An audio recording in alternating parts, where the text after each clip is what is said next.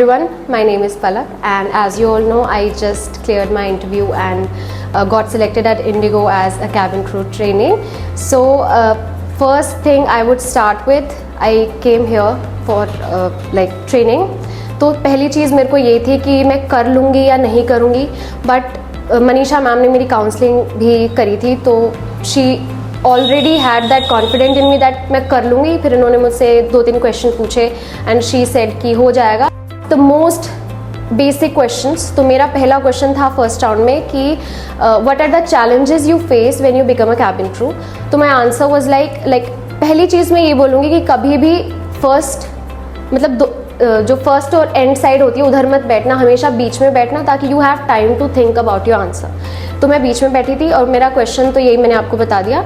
तो मैंने आंसर दिया था कि first thing, as my fellow mates have mentioned, that cabin crew faces a lot of problems, and some of them are you have to stay away from your family, your loved ones, and you cannot celebrate your occasions or birthdays or any special thing you like to celebrate with your family. And second thing, मैंने जो किसी ने नहीं बोला था तो मैंने अलग करके कुछ बोल दिया, तो जो HR एग्जीक्यूटिव थे उनका ध्यान मेरे ऊपर आ गया. तो कुछ आप भी ऐसे सोच के बोलना जो सबसे अलग हो और आप पे ध्यान आ जाए. तो मैंने बोला था कि स्किन केयर का ध्यान रखना पड़ता है हमें, क्योंकि it is a glamorous industry और हमें मेकअप 24 आवर्स अप्लाई करके रखना पड़ता है कई बार.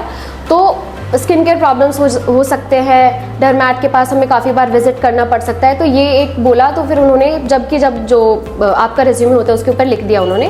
फिर सेकंड राउंड के लिए उन्होंने मुझे भेजा वर्चुअल राउंड में. फिर उन्होंने मेरे से वहाँ पे भी बहुत ही ज़्यादा बेसिक क्वेश्चंस पूछे. और आप ध्यान रखना कि आप बहुत ज़्यादा ना बोल जाओ, बहुत कम भी ना बोलो, तो आपका कनेक्शन एक बन जाना चाहिए HR के साथ. फिर उन्होंने मुझसे बेसिक ही क्वेश्चंस पूछे. पहले पूछा कि आप कहाँ से हो, फिर मैंने रिप्लाई किया कि आई एम फ्रॉम गुड़गांव. फिर उन्होंने गुड़गांव से क्वेश्चंस पूछने शुरू कर दिए कि how do you think Gurgaon has transformed over the years. One thing that I had to face was my weight gain. So अगर आप में से कोई भी अगर ओवर वेट या अंडर वेट हो तो please keep that in mind, और आप इंटरव्यू दो उससे पहले उसको कर लो. चेंजेस फील किए अपने अंदर, मतलब मैं अंडर कॉन्फिडेंट फील करती थी पहले, बट एज इनिशियली होती थी काफ़ी सारी प्रॉब्लम्स. मेरे को इंग्लिश भी बोलने में प्रॉब्लम होती थी और मेरे को कम्युनिकेट करने में, even with my trainers I had problems in communicating. But धीरे धीरे फिर हमारी सेशंस होने लगे, फिर हमारी बातें होने लगी, फिर मैं ट्रेनर्स के साथ भी कंफर्टेबल हो गई, फिर मेरे दोस्त भी बन गए. तो ऐसे धीरे धीरे करके मेरी कम्युनिकेशन स्किल्स डेवलप हुई. मैंने साइड बाय साइड अपना वेट गेन भी कर रही थी, तो धीरे धीरे करके हुआ. फिर मैंने अपना इंटरव्यू दिया और मेरा क्लियर हो गया. तो दे आर स्मॉल टॉक्स, मतलब अगर आपको नहीं भी कुछ दिमाग में आ रहा है तो साथ वाला जो भी कॉन्वर्जेशन में करा आप उसमें इन्वॉल्व होने की कोशिश करो, कि क्या पता उससे ही आपकी हिचकिचाहट निकल जाए. ट्रेनर्स के साथ बात करना शुरू करो. बेसिक से बेसिक चीज़ जो मैं अपने ट्रेनर के साथ बातें करती थी ना, वो कोई उसका सेंस नहीं था. मतलब ट्रेनिंग के टाइम पे अलग, लेकिन कुछ नहीं बात आ रही है तो कुछ भी बात कर ली कि आपका दिन है आज कैसा गया, कल क्या प्रॉब्लम्स हुई. जब आप बात करना शुरू करते हो तो you start feeling changes in your self और आपकी पर्सनैलिटी भी चेंज हो जाती है. तो the main thing that you can do to change your nature from introvert to at least an ambivert, तो आपको स्मॉल टॉक्स में इन्वॉल्व होना पड़ता है. टेस्ट होते हैं तो उन टेस्ट की रिपोर्ट रीचेक करी जाती है, जो वहाँ पे जो सीनियर डॉक्टर्स होते हैं वो चेक करते हैं. और फिर आपका साइकेट्रिस्ट के पास एक राउंड होता है और तीसरा आपका VMI राउंड होता है. ये 3 चीज़ें. मेरे को सेकंड मेडिकल में आई टेस्ट भी हुआ था, तो please get your eye test done before you go for medical 2. क्योंकि मैंने 3 बार पहले चेक कराया था, तो दे रिकमेंडेड मी कि everything is okay and you don't have to wear spectacles any more. तो मैंने छोड़ दिया. फिर वहाँ पे जाके उन्होंने 7 लाइन पढ़वाई, मेरे से 5 ही पढ़ी गई, लास्ट की 2 नहीं पढ़ी गई. तो उन्होंने मेरे को फिर रीटेस्ट करने के लिए बोला, तो फिर मेरे को कराना पड़ा. तो अगर आपके पास ऑलरेडी आई टेस्ट है, आपने कराया हुआ है, जैसे मेडिकल 2 आज है और आपने कल ही रीटेस्ट कराया या परसों कराया, तो आप उनको वो रिपोर्ट्स दे दो, फिर वो आपको फिट टू फ्लाई वहीं के वहीं दे देंगे, आपको रीटेस्ट नहीं कराना पड़ेगा.